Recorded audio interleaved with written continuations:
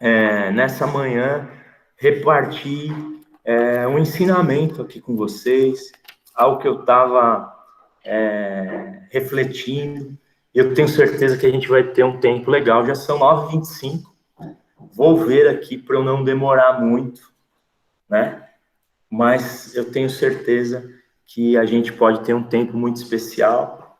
Se você quiser pegar aí um bloquinho, uma caneta, ou anotar no computador, no celular, sempre vale muito a pena. Sabe por quê? Porque às vezes a gente esquece. A gente fala assim, cara, o pastor falou um negócio tão legal, o que ele falou mesmo? A gente esquece. Então, não confie na sua mente. Tem gente que é muito esquecido, que nem aqui em casa. Eu não esqueço praticamente nada.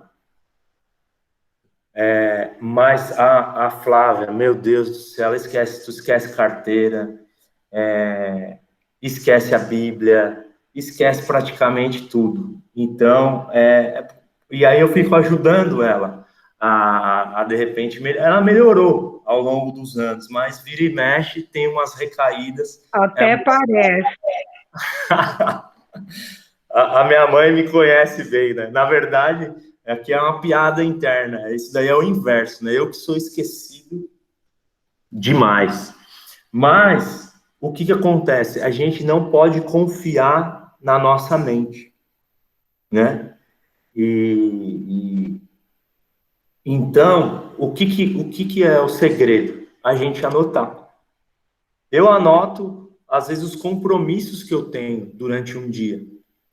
E isso é muito legal. Tem algumas pessoas aqui que fazem isso também. Tipo, você chega de manhã, antes de você fazer qualquer coisa, você pega e anota tudo que você tem que fazer naquele dia. E aí você vai fazendo o quê? Um checklist, né? E vai ali eliminando as coisas que você precisa eliminar naquele dia. Então, é por isso que quando eu ouço uma pregação, quando eu estou aprendendo alguma coisa, eu sempre gosto de fazer uma anotação. Mas eu vou te falar uma coisa. Não só anote, mas depois visite, releia o que você anotou, para que aquilo se torne uma verdade para você. E quer saber um segredo para aquilo ainda se tornar mais profundo dentro de você? Compartilhe com alguém aquilo que você aprendeu.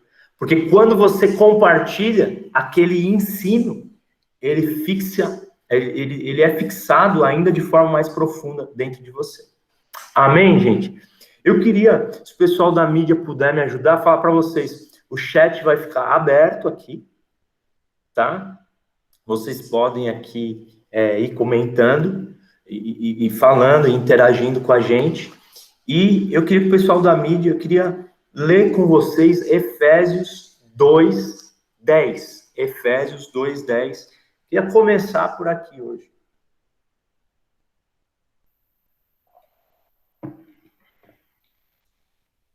A gente, no dia 10 de fevereiro, começou uma jornada, que é a leitura do livro. A leitura do livro Uma Vida com Propósito. Estava procurando o livro, mas o livro não está aqui. Se alguém tiver o livro aí perto, mostra assim o livro para a gente. Ali, ó, o Profs. O Danilo, olha lá, o Igor, pessoal com o livro. A Mena Lígia também, Dona Aida, pessoal com o livro. Ó, Serjão, todo mundo aí com o livro. E a gente tem lido esse livro desde o dia 10 de fevereiro. E tem sido uma jornada transformadora para nós. Muitos de vocês têm testemunhado o como tem sido especial e esclarecedor, porque apesar de ser uma leitura simples, de fácil compreensão, é uma leitura profunda, porque ela mexe com as estruturas da nossa fé. E isso é muito legal. E agora, domingo que vem, porque são 40 capítulos, 40 dias. Domingo que vem, dia 21 de março, a gente vai concluir essa leitura. E esses dias vão se encerrar. Agora, o que acontece? A gente está vivendo, né? Bom dia, seu Erivelto. Bom dia, Andréa, seja bem-vinda. A gente está vivendo um tempo de pandemia, né? Então, completamos aí um ano da pandemia. Ó, a nova edição tem 42 capítulos, tem 2 capítulos adicionais, né? E eu estava pensando nisso ontem, né? Por quê? Porque o mundo, ele mudou de 2020 para 2021. Né? Então foi um ano que, cara, não foi muito fácil para todos nós, né? Foi um ano de muitas pessoas apreensivas, muitas pessoas com medo, muitas perdas, muitas reflexões, mais tempo que a gente começou a passar dentro de casa, e isso começou o quê? A expor, a revelar, muitas vezes, alguns problemas relacionais que nós tínhamos, e nós não sabíamos que nós tínhamos, né? Mas, o que acontece? Você começa a pensar assim, cara, eu já tô um ano em casa. Minha mãe estava falando comigo essa semana, eu tô um ano em casa.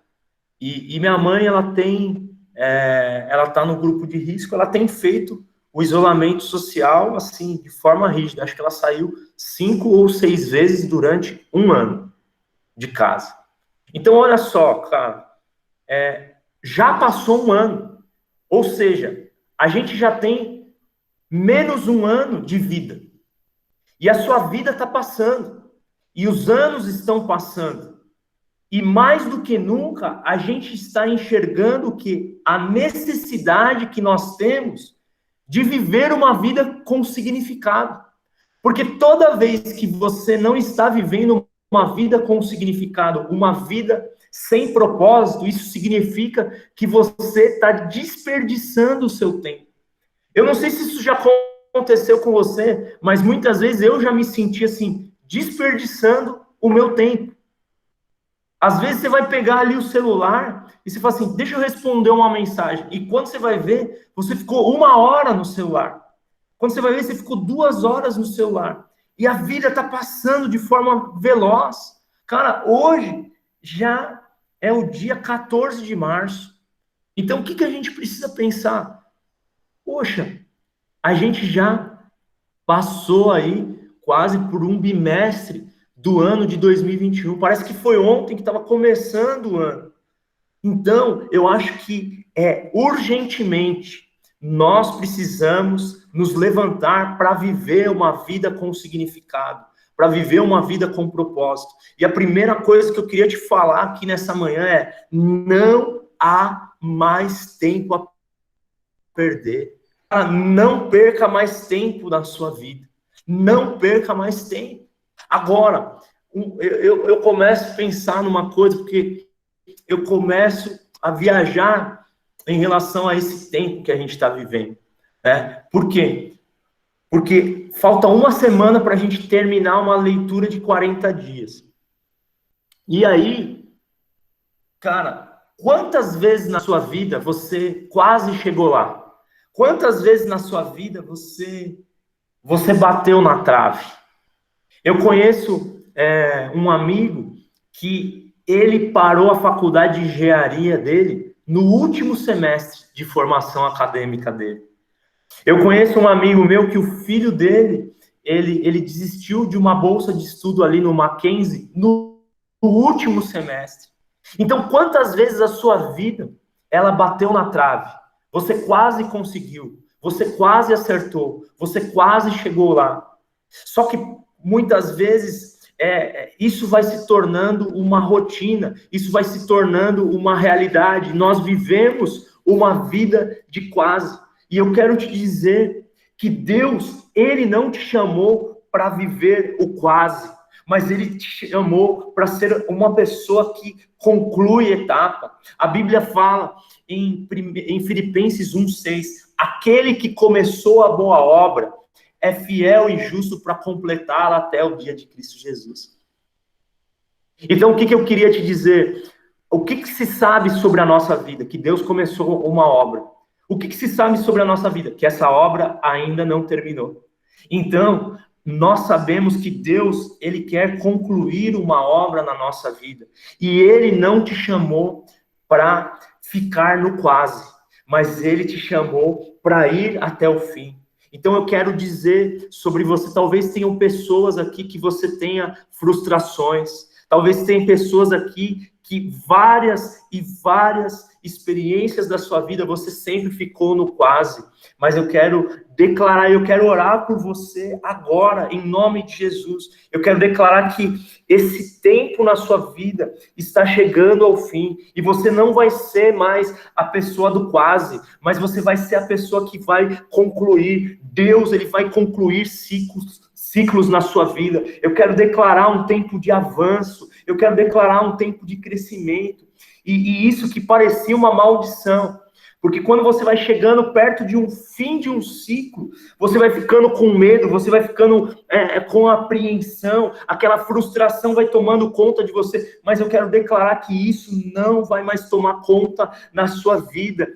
Quebrado esse paradigma, quebrado essa etapa sobre você, eu quero declarar que aquele que começou a boa obra na sua vida, ele a completará em nome de Jesus, em nome de Jesus. Quebrado. Se você puder, fale assim, agora, abra aí seu microfone e fale assim, eu não sou uma pessoa do quase. Fale isso daí. Eu não sou uma pessoa do quase. Eu não sou uma pessoa do quase. A minha não é uma pessoa de quase. Eu não sou uma pessoa do quase. É isso aí. É isso aí. Você precisa acreditar nisso. Porque às vezes, quando está chegando no final, por causa das suas frustrações, sabe o que você começa a fazer? Você começa a desanimar. Você começa a se abater em relação a tudo aquilo que Deus, ele quer fazer na sua vida. Sabe? Então, é por isso que é importantíssimo a gente entender o como é importante a gente não só concluir, mas a gente continuar avançando, continuar dando passos importantes na nossa vida. Sabe, eu costumo dizer que, às vezes, o fato da gente ter ouvido a voz de Deus ontem não elimina de nós a responsabilidade de ouvir a voz de Deus hoje. A gente precisa ouvir a voz de Deus todos os dias da nossa vida, sabe? E nós precisamos o quê? Aprender a conservar aquilo que a gente aprendeu e, de alguma forma, continuar avançando em relação àquilo que está diante de mim. Vamos ler aquilo que está escrito em Efésios 2:10. Deixa eu ler aqui para vocês. Queria ler esse texto. A Bíblia fala assim: pois nós somos a obra-prima de Deus, criados em Cristo Jesus, a fim de realizar as boas obras que Ele, de antemão, planejou para nós. Então, você é a obra-prima de Deus. Você é uma poesia, você é a mais bela canção de Deus. Agora, quando a gente pensa sobre um artista, ele não tem muitas obras-primas. Ele vai ter o quê? Uma obra-prima, que vai ser a melhor obra da história daquele artista. E o interessante é que, se você for ouvir alguém que entende de arte, quando alguém analisa uma obra-prima de um artista, aquela obra-prima, ela é uma expressão de quem aquele artista é, né? Eu não conheço muito de arte, mas as pessoas que conhecem de arte e elas analisam uma obra-prima, elas falam, não, aquela obra-prima, ela é a expressão de quem aquele artista é. Uau! E por que você está falando isso, Vini? Porque se a gente pensar nesse entendimento, Deus está falando para você, Dona Cecília, para você, Angélica, para você, Milena, para você, David, para você, Bárbara. Deus está falando para você. Você é a minha obra-prima, Igor. Você é a minha obra-prima, Tamires. Deus, ele está olhando para você. Ele está falando assim, você é a melhor obra que eu fiz. E ele é tão poderoso que ele nos fez totalmente diferentes, individuais, e ao mesmo tempo ele fez cada um de nós de uma forma tão especial que ele olha para nós e nos chama da obra-prima dele. Se a gente for ver no original, essa obra-prima também pode ser traduzida como poesia. Então ele está dizendo para você, você é a minha poesia, você é a minha canção. E isso é muito poderoso, porque isso fala de como Deus te vê. Então, às vezes, você olha para você mesmo e você fala assim, cara, eu não sou bom. Quem mordeu o pé, cara? Às vezes, quando você olha para você, você fala assim, eu não sou tão especial assim. Eu não sou tão importante assim. Eu sou uma pessoa do quase. Eu não consigo mesmo. Eu sou fraco, eu sou incapaz. Às vezes é assim que você olha para você mesmo. Mas eu quero te dizer nessa manhã que essa não é a forma que Deus olha para você. Sabe qual que é a forma que Deus olha para você? Ele olha para você e ele fala assim: você é a minha obra-prima. Você é a minha poesia. Você é a minha mais bela canção. Sabe o que ele está falando? Eu tenho prazer em olhar para você. Eu tenho prazer em passar tempo com você. E ele está falando para você: eu criei você, eu projetei você, e você revela a minha natureza, porque você carrega em você a natureza do artista, do criador que sou eu. Eu criei essa obra-prima, e você é o meu filho e a minha filha, e eu criei você para que quando as pessoas olhem para a sua pintura, quando as pessoas olhem para o quadro da sua vida, elas não vejam simplesmente você, mas elas vejam quem é o artista. Elas vejam quem eu sou. Por quê? Porque a sua vida existe para que ela revele o verdadeiro artista. Então, é por isso que, às vezes, você ainda não chegou lá. Ele que está baixo, pastor? E você fala assim, poxa, eu ainda não sou quem eu gostaria de ser. Quem aqui olha para você e fala assim, cara, eu ainda não sou quem eu gostaria de ser? Quem acha isso? Todos vocês. Mas também eu quero te dizer uma coisa. Nós também já não somos mais quem nós éramos. E nós já vivemos transformações na nossa vida. Quem aqui sente também que você foi transformado por Jesus já? Então, é isso que é poderoso. Uma obra foi começada. Agora, qual que é o nosso desafio? Continuar, permanecer nessa obra. Por quê? Porque muitas vezes você obtém na sua vida pequenas melhorias e sabe o que você faz? Você se acomoda. Você fala assim, já tá bom assim. Então, melhorou um pouquinho, sabe o que a gente faz? A gente já relaxa, afrouxa. E aí, quando você relaxa e afrouxa, sabe o que acontece? Você perde até os avanços que você teve. E você começa a andar para trás. E aí, você começa a retroceder. E o seu estado lá na frente, ele começa a se tornar pior do que o primeiro estado, porque você andou para trás. Então, o que eu quero falar aqui para você? Sobre a importância de você permanecer caminhando e permanecer avançando. Lá em Josué, no capítulo 1, abra lá, o pessoal da mídia, coloque aí, Josué, capítulo 1, versículo 7 em diante. Eu vou ler aqui para vocês, Josué, capítulo 1.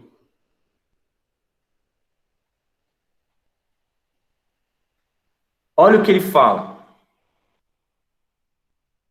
Só para você entender. Josué estava aqui num momento onde o mestre dele, Moisés, tinha morrido.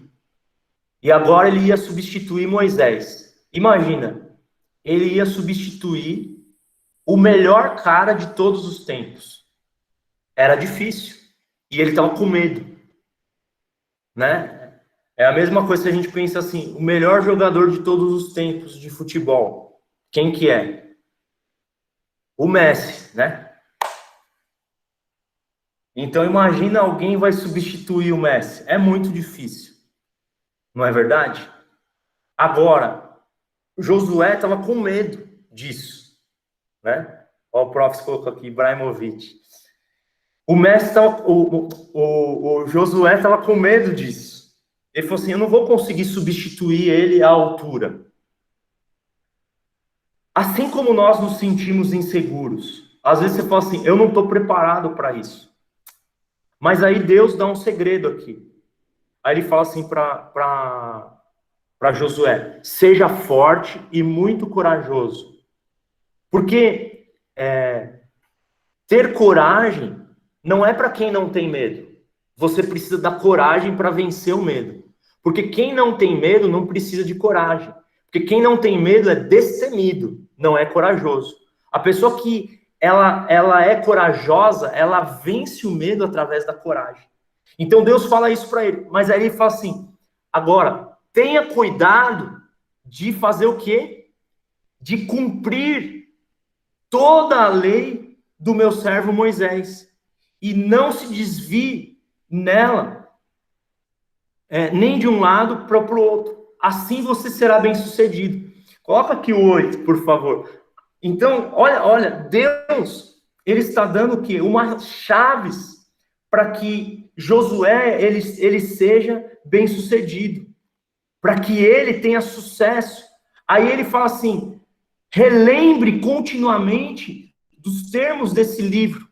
E aí medita nele dia e noite, para ter certeza de cumprir o que está escrito. Então, você prosperará em tudo e terá sucesso em tudo que fizer. Então, olha o que ele está dizendo. Ele está falando assim, olha, você precisa declarar essa palavra, você precisa meditar nessa palavra e você precisa praticar essa palavra. Ele fala, tenha cuidado de fazer tudo quanto está escrito. Então, é um segredo para nós. Então, qual é o segredo? A gente precisa declarar essa palavra. Então, aqui, agora há pouco, vocês fizeram o quê? Declararam. Vocês falaram, eu não sou alguém do quase. Porque você está declarando algo. Você precisa meditar. Então, você precisa encher a sua mente dessa palavra. Sabe, às vezes a nossa mente está cheia de besteira. A sua mente está cheia aí do Instagram, a sua mente está cheia da novela que você assistiu, né? Porque você fica se enchendo dessas coisas. E a sua mente está cheia de tudo isso. E aí, você precisa praticar aquilo que você aprendeu. E é isso que é um segredo. Por quê? Porque como que eu vou conservar aquilo que eu aprendi? Lembra que no começo da live eu falei para vocês? Eu falei, anote aquilo que você está aprendendo. Por quê? Porque quando você anota, agora vai ter mais uma etapa para você, que é colocar em prática aquilo que você aprendeu. Então, todas as vezes que você ouve um ensinamento, você precisa transformar aquilo em uma decisão, em uma prática. Sabe? Por isso, é isso que acontece nos esportes. Quando você pratica exercícios físicos, aquilo vai ajudando você o quê? A manter o seu condicionamento físico. Faz sentido isso? Faz. Agora, quem aqui já fez algum curso, já estudou algo, e você nunca praticou isso na sua vida profissional, e você já esqueceu aquilo que você estudou, às vezes, 4, 5, 6 anos numa faculdade? Todos vocês. Por quê? Então, grava bem essa frase que você está anotando. Tudo aquilo que eu não pratico, não ponho em prática, se perde na minha vida. Então, os ensinamentos que você recebe e você não pratica, isso vai se perder na sua vida. Por isso que Deus fala para Josué, tenha cuidado de fazer, de praticar aquilo que está escrito nesse livro. Então, o que a gente vem lendo nesse livro durante esses 40 dias?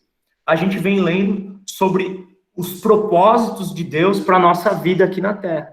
Então, a gente aprendeu o primeiro mandamento, que é amar a Deus sobre todas as coisas. Então, a gente entendeu que, cara, eu nasci para amar a Deus. Legal.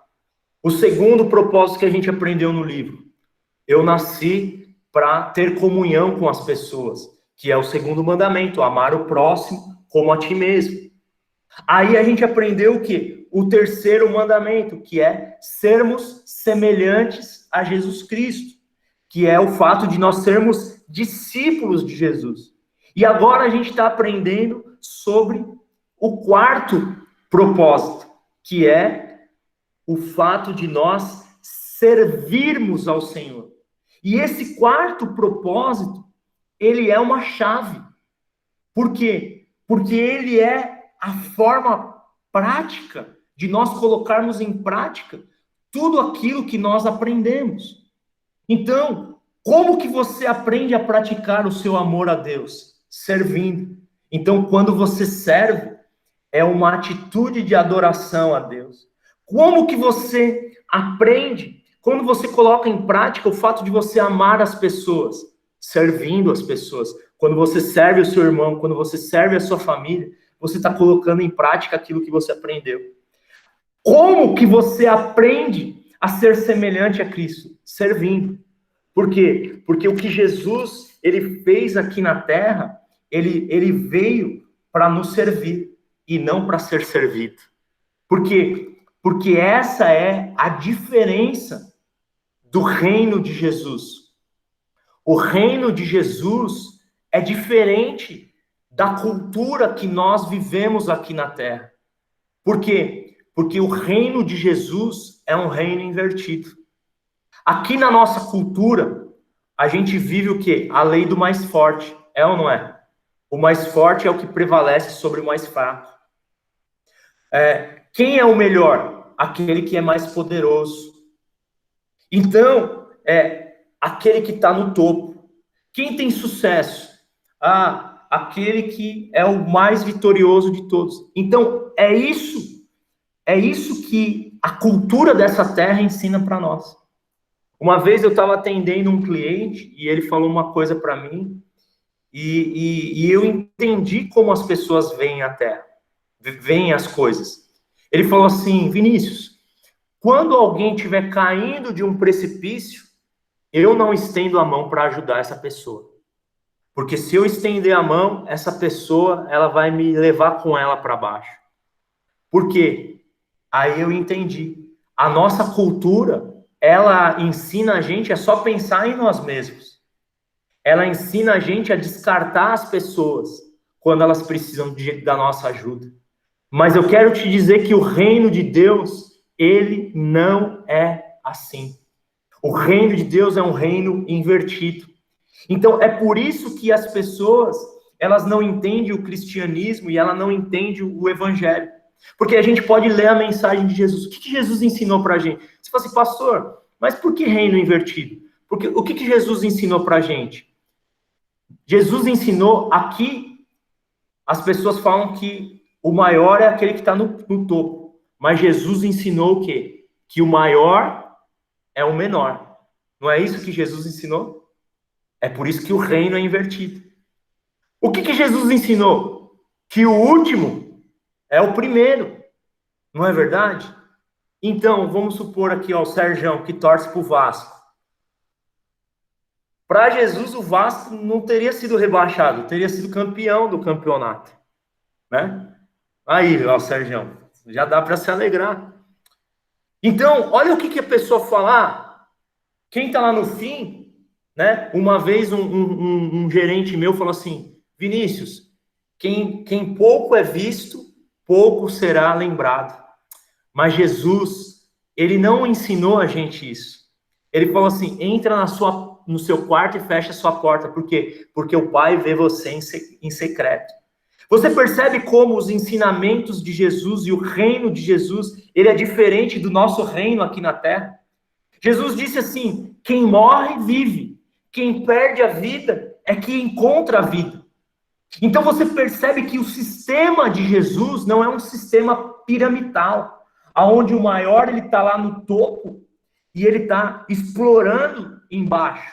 Mas o sistema de Jesus de liderança é onde o maior é aquele que serve mais.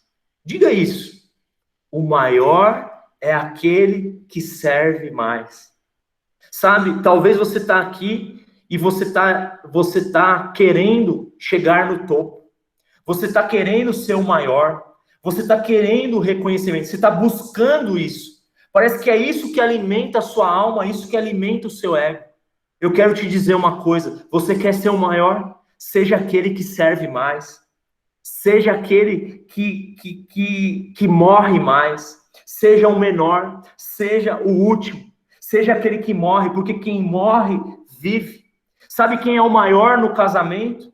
Não é aquele que está certo na discussão, mas é o primeiro que se levanta e diz, me perdoa, porque eu estou errado. Porque isso não é se humilhar, isso não é o seu pequeno, isso é o sinal de nobreza. A humildade, ela é um sinal de nobreza na nossa vida. E sabe, muitas vezes a gente está querendo o topo, a gente está querendo a plataforma. Às vezes a gente chega na igreja e o que a gente quer? A gente olha para o pregador, a primeira coisa que a gente se imagina é pegando o microfone, falando, e recebendo os aplausos da multidão. A primeira coisa que a gente quer é subir numa plataforma e é tocar uma música. Por quê? Porque são aquelas coisas que a gente vê que estão mais em evidência. Por quê? Porque o seu ego, ele quer o protagonismo. O seu ego, ele vai querer o quê? Ser massageado. Quem lembra que o que o ego é? O ego, ele é o quê? Vamos ver. Escreve aqui. Ele é frágil, ele é inchado, ele é vazio e ele é dolorido e ele é ocupado. Então o seu ego, ele sempre vai querer chamar a atenção para ele. E talvez você está aqui nessa reunião com a gente e o seu ego quer isso. Você chega lá na sua empresa, na sua casa, até mesmo na igreja, porque a gente vai trazendo essa cultura para todos os lugares que a gente está, porque isso fala de quem a gente é. E às vezes a nossa postura, o nosso modo de viver não tem nada a ver com o modo de Jesus. Porque se você quiser ser grande, aprenda a servir mais. Sabe, eu sempre falo isso, num casamento, quem não nasce para servir, não serve para casar. Porque no casamento é o lugar onde você aprende a servir mais. É onde você aprende a ser mais parecido com Jesus Cristo. Porque Paulo disse, maridos, morram pelas vossas esposas. Não é verdade? E esposas, se sujeitem ao marido de vocês. Sabe? Porque é você fazer mortificar a sua carne. E isso fala sobre o quê? Sobre a gente aprender a servir, sobre a gente aprender a ser mais parecido com Jesus Cristo. Então, a grande prática do cristianismo, nós desenvolvemos aonde? Na nossa capacidade de servir. Agora, quando eu quero o topo, quando eu quero o lugar de evidência, isso reflete o quê? Uma carência emocional que eu tenho. E talvez você tenha uma carência emocional. Talvez você tenha sido rejeitado. Talvez você, ao longo da sua vida, tenha ouvido coisas que você não presta, que você não é bom o suficiente, que você nunca vai conseguir. E isso gerou em você traumas emocionais. Então você fica tentando uma vida inteira provar o quanto você é bom, o quanto você é especial. E cara, eu quero dizer para você, você é especial, mas você não precisa fazer nada para provar quem você é para as pessoas, mas você é especial porque você é uma obra-prima de Deus, porque Ele te criou, porque Ele te projetou, e Ele te ama do jeito que você é. Você não precisa fazer nada para provar o seu valor para as pessoas. E às vezes a gente fica tentando fazer, tentando mostrar, ainda mais na época da internet, né? As pessoas ficam tentando postar. Sabe, eu quero te fazer um desafio. Cada vez que você postar uma foto, cada vez que você postar uma coisa, sempre pense assim, cara, por que eu tô postando isso? Porque postar não é pecado, mas muitas vezes o motivo pelo qual você está postando se torna pecaminoso. Porque se você está postando isso para receber likes, para ter o seu ego inflado, eu quero te dizer, existe uma doença emocional que está enraizada dentro de você, e Deus, ele quer te curar hoje. O Espírito Santo, ele quer tocar você, sabe, porque às vezes você é carente emocional, e você precisa que alguém esteja ali te elogiando, falando, nossa, como você é bom, como você é especial, uau, nossa, pastor, como essa pregação tá top, como essa pregação tá incrível. E essa sua carência emocional, ela só prova uma coisa. Sabe o quê? Que ainda você não sabe quem você é. Porque você fica procurando um status. E você acha que o seu valor é medido naquilo que você faz. E quando você não está fazendo nada, sabe o que você se sente? Um frustrado, um fracassado.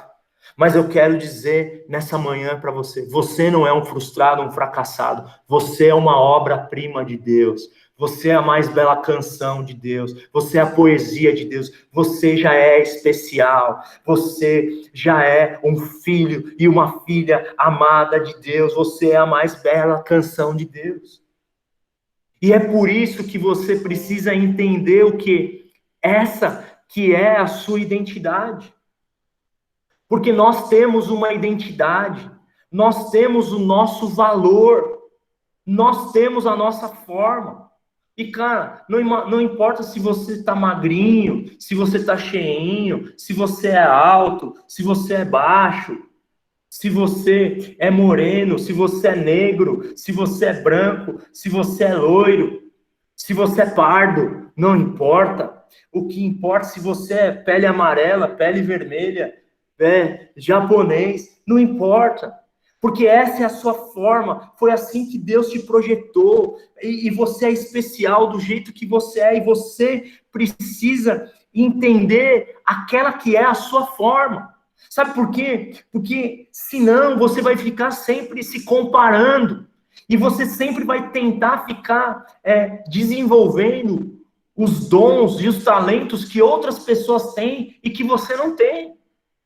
Sabe, cara? A pior coisa, às vezes, numa comunidade, é tipo eu, assim. Quanto tempo eu fiquei no louvor na igreja? Cara, mas eu não sei cantar, eu não sei tocar. Mas ainda bem que eu sabia disso.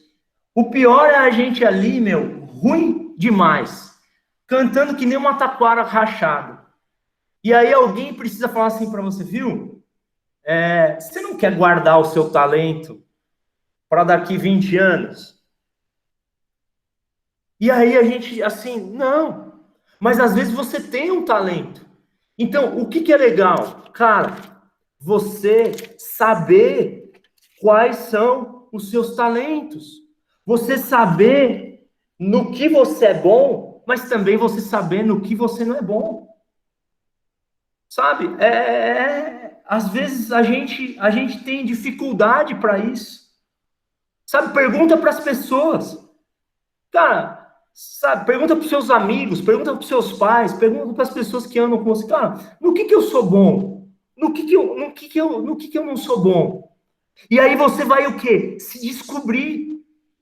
E quando você descobrir a sua forma, cara, sabe o que acontece? Quando nós descobrirmos quem nós somos no coração de Deus, nós nunca mais vamos querer ser alguém além de nós mesmos. Às vezes você está me vendo aqui e você fala assim, nossa, cara, o pastor ensina tão bem. Talvez você não tenha nascido para ensinar, mas talvez você tenha nascido para aconselhar pessoas. E você seja alguém que vai dar conselhos muito melhor do que eu.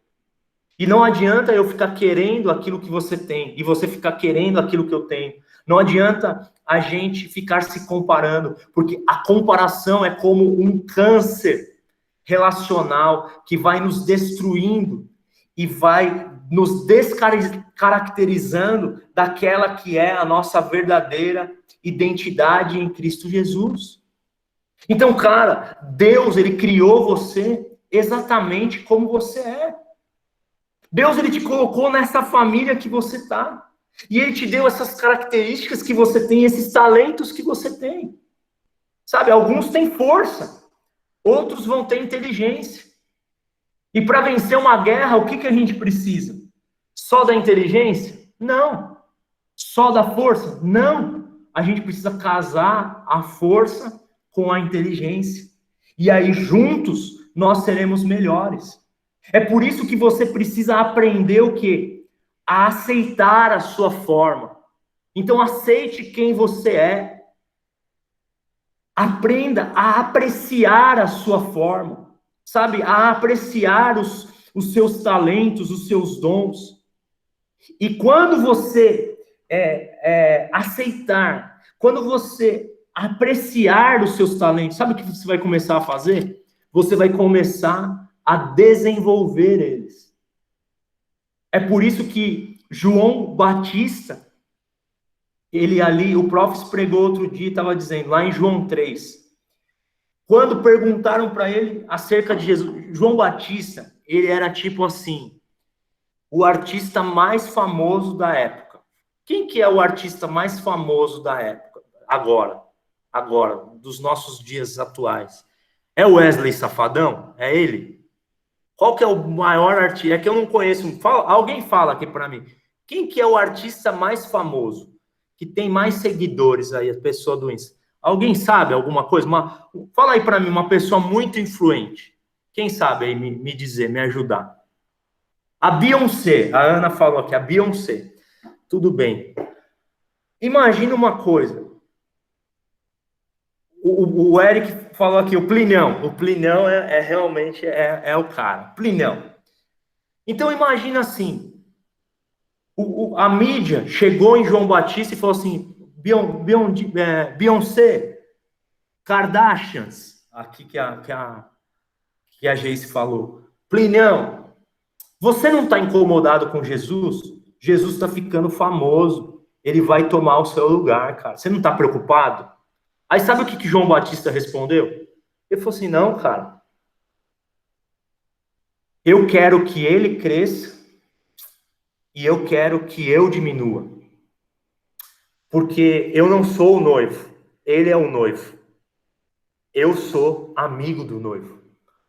A melhor coisa é você saber quem você é, porque quando você sabe quem você sabe também quem você não é. Então, olha que poderoso. Você precisa aprender a desenvolver aquilo, os talentos, as habilidades, os dons que Deus te deu. Mas você só vai fazer isso quando você aceitar a sua forma e quando você apreciar a sua forma. Sabe? Agora, aonde que você vai desenvolver os dons? Eu vou te dar um segredo, tá? Você vai se desenvolver nos bastidores. Se desenvolva nos lugares secretos. Não busque as plataformas. Não busque os holofortes. Não busque o lugar de evidência. Desenvolva a sua vida nos bastidores. No lugar onde ninguém está vendo. Ah, mas ninguém está vendo. Ninguém precisa ver. Aí você fala assim, pastor, isso daí não faz o menor sentido. Não? Então eu vou te dizer uma coisa. Davi, ele se desenvolveu aonde? Quem sabe me dizer aqui? Davi se desenvolveu aonde? Nos bastidores. Pastoreando as ovelhas do pai dele, sozinho. Ah, pastoreando as ovelhas do pai dele. Pastoreando as ovelhas do pai dele. Sabe o que acontece? Davi, vocês sabem aqui que foi o grande rei de Israel, certo? Ele foi o grande rei de Israel. Agora, olha que interessante. Aonde ele se desenvolveu? Sozinho ali, nos bastidores, pastoreando as ovelhas. Ninguém estava vendo ele. Mas foi ali que ele derrotou um urso. Foi ali que ele derrotou um leão que estava atacando as ovelhas. E quando ele derrotou o Golias gigante, em 1 Samuel 17, aonde que ele tinha se desenvolvido? Quando ninguém estava vendo ele. Então esse é o segredo da sua vida. Sabe? Às vezes você, como Zaqueu, está em cima de uma árvore e ninguém está te vendo. Mas ali você está desenvolvendo a sua humildade. Mas saiba de uma coisa, quando você está nos bastidores e pensa que ninguém está te vendo, Jesus está te vendo.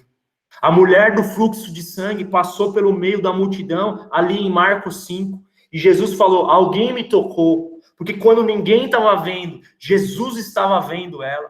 Sabe, Gideão estava malhando trigo no lagar, morrendo de medo, e parecia que ninguém estava vendo ele, mas Deus, o anjo do Senhor, apareceu para Gideão e falou, Gideão, você é um homem forte, você é um homem valoroso, e esse é o segredo que vai promover a sua vida, sabe?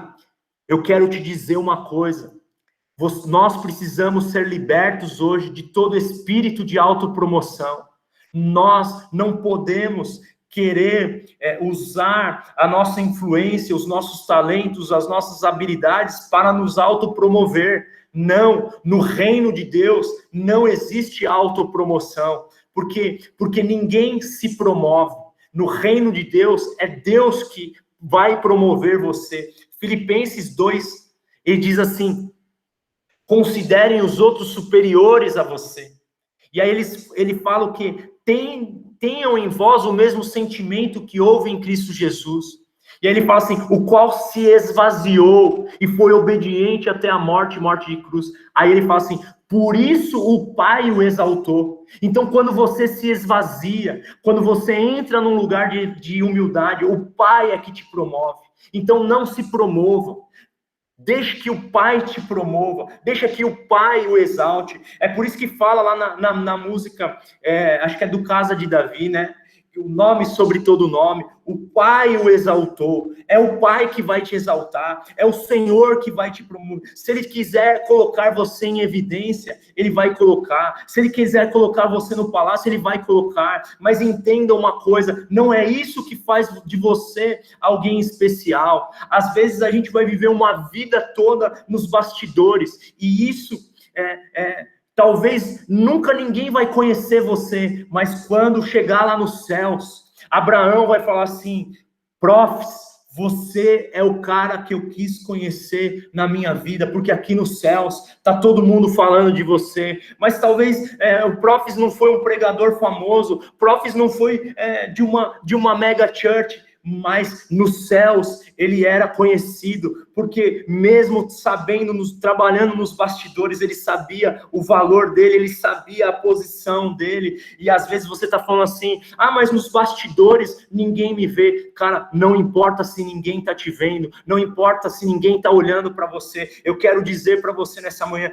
Deus te vê, Deus está olhando para você, Deus ele está vendo o seu trabalho nos bastidores, Deus ele está vendo a humildade do seu coração, Deus ele está vendo quando a outra pessoa, o seu amigo, ele está crescendo, ele está prosperando, ele está vendo a alegria do seu coração, porque quando o outro está crescendo, quando o outro está prosperando, quando o outro compra um carro novo, uma casa nova, ele está vendo como você celebra, você fala assim, cara, glória a Deus, parabéns, como eu fico feliz. Então Deus ele está vendo aquilo que você faz nos bastidores, e eu quero te dizer, aquilo que você faz nos bastidores é o que vai definir aquilo que vai acontecer quando você vai estar diante das pessoas. É aquilo que vai promover ou não você no meio da multidão. É por isso que hoje, aquilo que a gente precisa mais se preocupar não é com aquilo que nós fazemos quando todo mundo está vendo, mas é aquilo que nós fazemos quando ninguém está vendo. E eu queria te fazer uma pergunta. Quem você é quando ninguém está te vendo? Quem você é? Porque Jesus, ele falou para Natanael, Natanael, eu te vi quando você estava lá debaixo da figueira. Quando você pensa que ninguém está te vendo, o Senhor está te vendo. E é isso que a gente precisa entender. Jesus não fez nada em 30 anos, mas quando ele começa o ministério público dele, a primeira coisa que o Pai fala de Jesus é assim: esse é o meu filho em quem tenho prazer. Ali em Mateus, no capítulo 3. Sabe o que o Pai estava falando? Filho, eu vi tudo que você fez nos bastidores. Não está escrito na Bíblia. Não estão escritos para os homens, mas está escrito na eternidade. Por isso eu quero te promover diante dos homens. Esse é o meu filho amado em quem me comprazo. Esse é o meu filho amado em quem tenho prazer. Então a gente precisa parar de fazer as coisas para mostrar para os outros. Porque às vezes, de forma imperceptível, você vai ver você fazendo coisas para mostrar para os outros. Agora, tudo aquilo que nós fazemos precisa ser o quê? Uma atitude de adoração ao Senhor. E essa é a diferença entre a religião e o relacionamento. Essa é a diferença. Por quê? Porque ali em Mateus 6, Jesus fala de 3 coisas. Ele fala sobre oração, ele fala sobre jejum e ele fala sobre as ofertas. Por quê? Porque os religiosos, eles faziam isso para mostrar que eles eram espirituais. Então, eles ofertavam e mostravam para todo mundo que eles estavam ofertando. Eles jejuavam e mostravam para todo mundo que eles estavam jejuando. E eles, na verdade, oravam e mostravam para todo mundo que eles estavam orando. E Jesus, ele fala assim: quando você orar, faça isso em secreto. Quando você jejuar, não mostre isso para ninguém. E quando você ofertar, que a sua mão não saiba o que a outra mão fez. Sabe o que Jesus estava falando? Seja um homem e uma mulher de bastidores. Seja um homem e uma mulher que trabalha nos lugares secretos. Por quê? Porque o que Deus, ele quer de nós é que nós sejamos homens e mulheres que entendem o seu lugar e que são, na verdade, alguém quando ninguém está vendo. Porque aquilo que você é de verdade é quem você é quando ninguém está vendo. Porque se você é uma pessoa na frente dos outros e outra pessoa quando ninguém está te vendo, então eu quero te dar uma notícia. Você é um personagem. Você veste uma máscara para se relacionar com as pessoas. Mas quando você é na frente das pessoas, a mesma pessoa que você é no secreto, então você está começando a entender o que é o reino de Deus. Sabe? Deus, ele te deu talentos. Deus, ele te deu habilidades. Você tem talentos e habilidades. Agora, sabe por que Deus te deu talentos e habilidades? Não é para que você se glorie, não é para sua autopromoção, mas é para que você seja um servo dos seus irmãos. É isso aqui que o pastor Edu colocou. Ele deu aqui para nós servirmos. Diga assim: todos os talentos que eu tenho, todas as habilidades que eu tenho, Deus me deu para que eu possa servir o próximo. É por isso que o reino de Deus, toda a autoridade que Deus nos dá, não é para que a gente tenha autoridade sobre alguém, mas é para que a gente use a nossa autoridade em favor das pessoas. O governo existe para governar em favor das pessoas. Às vezes a mulher fala assim, não, o homem é a autoridade dentro de casa. Sim, para que ele governe em favor da família, em favor da mulher, em favor dos filhos. Eu costumo dizer que o homem, ele tem 3 P's de responsabilidade dentro de uma casa. O P da proteção, o P da promoção, ele promove a família. E o P da provisão, ele é o provedor da casa. Então, ele protege, ele provê e ele promove. Esse é o reino invertido de Deus. Deus te coloca numa condição de governo, não para que você se ensoberbeça e você seja autoritária, mas Deus te coloca numa posição de governo para servir mais. Você percebe como a nossa ótica, ela precisa ser reajustada em relação ao reino de Deus? Quem concorda com isso? Sabe por quê? Porque para o mundo, eu estou terminando, servir muitas vezes é uma humilhação. Às vezes as pessoas vão no restaurante e acham que o garçom, ele é uma profissão indigna. Então, na ótica do mundo, servir é uma humilhação. Mas na ótica do reino de Deus, servir é o maior sinal de nobreza. Alguém que é uma pessoa honrada, ela vai dedicar a vida dela para servir. Porque ela entendeu qual é a ótica do reino de Deus. Porque se você falar assim, Vini, o que você mais vê em Jesus? Eu vejo ele nos servindo. Eu vejo ele em João 13. Ele fala assim, depois de Deus ter dado todas as coisas para ele, ele ajoelhou, pegou uma toalha, uma bacia e começou a lavar os pés dos discípulos. Aí Pedro falou, não, Senhor, porque você vê que Pedro ainda tinha ótica. Não, somos nós que temos que fazer isso. Aí Jesus falou assim, não, assim como eu estou fazendo com vocês, façam uns com os outros. E a minha pergunta é, aonde está esse cristianismo? Porque quando você sabe quem você é, nada que você estiver fazendo vai diminuir você. É aquilo que o Luiz Hermínio fala. Quando você sabe a sua posição, não importa qual é a sua condição.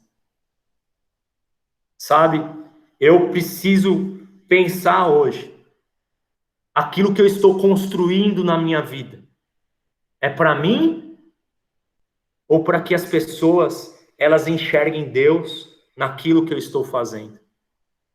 Uma vez eu recebi uma palavra profética e de um coreano, e ele disse para mim, eu vejo você indo a muitos lugares e você vai construir coisas, edificar coisas, e você vai sair de lá e talvez nem vão lembrar que você passou por lá um dia, mas você vai saber qual é o seu lugar no reino do Pai. Então tudo aquilo que a gente está construindo e a gente está gerando, não é para que o nosso nome seja lembrado e para que nosso nome seja eternizado. Isso é uma questão de Babel. Isso é uma questão demoníaca. Porque quando você constrói algo para que o seu nome seja lembrado, é porque o espírito da Babilônia, ele tomou conta de você. Porque eles queriam fazer um prédio para tornar o nome dele célebre na terra, ali em Gênesis 11. Mas quando você constrói algo para que as pessoas que passarem por ali vejam que só o Senhor é Deus, então aí você está entendendo o que é o reino de Deus. Então, para a gente finalizar, qual é o edifício que a gente deve erguer? Qual é o edifício que a gente deve construir? Sabe qual que é? A cruz. É esse o edifício que a gente precisa construir. Para que quando alguém passar e olhar para você, ninguém vai lembrar que você passou ali. Mas quando alguém olhar para a cruz, eles vão saber o quê? Cara, Jesus passou ali. Então, por onde você passar, no que você construir, no que você servir, todos vão saber, não que você esteve ali, mas todos vão lembrar de Jesus. E se existe uma coisa que eu quero, é que Jesus seja lembrado em tudo que eu construí. Porque daqui a 50 anos, 60 anos, o Vini não vai mais existir. E ali haverão jovens, ali talvez haverão crianças, e eles passarão por coisas que nós construímos. Mas eu não quero que eles lembrem do Vini. Eu quero que quando eles olharem para ali, eles possam reconhecer Jesus. Então, é isso que eu quero falar para você. Você nasceu para servir. E isso não torna você mais especial ou menos especial. Isso é uma questão de propósito. Amém, gente? Eu queria orar com você. Eu queria que nós pudéssemos fechar os nossos olhos. E eu queria que você pensasse. Eu queria que você pensasse um pouquinho sobre a sua vida. Sobre coisas que muitas vezes você está fazendo para ser reconhecido, para ser valorizado, para que as pessoas vejam. Você está buscando uma glória humana, porque ainda você não descobriu quem você é. Mas nessa manhã, você descobriu que você já é uma obra-prima de Deus. Você já é especial. Não pelo que você faz, mas por quem você é. Agora, nessa manhã, a gente precisa sair desse lugar onde nós estamos buscando as evidências. E nós precisamos entrar num lugar aonde nós vamos entrar nos bastidores. Esses dias o que a igreja precisa, o que o reino de Deus precisa, é de homens e mulheres dos bastidores. Sabe? Homens e mulheres que talvez não terão os seus nomes escritos na Bíblia, mas terão os seus nomes escritos na eternidade. A gente não sabe o nome do centurião de Cafarnaum. A gente não sabe o nome da mulher do fluxo de sangue. A gente não sabe o nome da mulher adúltera. A gente não sabe o nome da mulher samaritana. A gente não sabe tantos nomes na Bíblia. A gente não sabe da pecadora que ungiu os pés de Jesus. E, cara, por quê? Porque o nome deles não precisa estar escrito. Mas o que Jesus falou lá na casa de Simão para aquela mulher, ele falou: aonde for pregado o evangelho, será lembrado da sua atitude de adoração. E eu quero dizer nessa manhã sobre você, Deus está vendo. Deus está vendo você. Jesus está olhando você. Não importa, às vezes, se aquilo que você está gerando, aquilo que você está construindo, não importa, às vezes, se os homens, eles zombam de você. A Bíblia diz, ai daqueles que desprezam os pequenos começos. Eu quero te dizer, os céus estão vendo você, os céus estão vendo as suas orações nos bastidores, os céus estão vendo as suas lágrimas nos bastidores, os céus estão vendo a sua intercessão, os céus estão vendo as suas ofertas, sabe? Ninguém muitas vezes vê as suas ofertas, mas os céus estão vendo as suas ofertas, os céus estão vendo os seus jejuns, os céus estão vendo as horas e horas que muitas vezes você tem gastado na presença de Deus. Os céus estão vendo a sua juventude dedicada e depositada no Senhor. Os céus estão vendo a sua santidade. Quando você diz não para o pecado e você diz sim para o Senhor, eu quero dizer que os céus estão vendo você. Talvez você fale, mas nada está acontecendo, mas as coisas não andam. Mas o Senhor Jesus disse para você nessa manhã: eu estou vendo você. Por detrás das malhadas foi que eu te chamei. Por detrás das malhadas foi que eu te escolhi. Talvez muitas pessoas não te conheçam. Talvez muitas pessoas não saibam o seu nome. Mas o Senhor, Ele te chama pelo teu nome. O Senhor, Ele te conhece. Ele sabe quem você é. Ele te criou quando você era uma massa informe no ventre da sua mãe. Ele te desejou. Você é desejado. Você é amado por Deus. E Ele está falando: eu vejo você. Eu vejo você. Eu vejo você nas madrugadas. Eu vejo você. Eu vejo a sua dor. Eu vejo a sua fé. Eu vejo você. Eu vejo a sua entrega. Eu vejo, Senhor, levanta nesses dias homens e mulheres de bastidores, homens e mulheres, que eles não estão buscando um lugar na plataforma, mas que eles estão buscando um lugar no altar, que eles estão buscando morrer a cada dia e ser mais parecidos com Jesus Cristo, que eles estão buscando servir, não por conta da autopromoção, mas porque eles entenderam o lugar deles no reino de Deus. Senhor, levanta a tua igreja,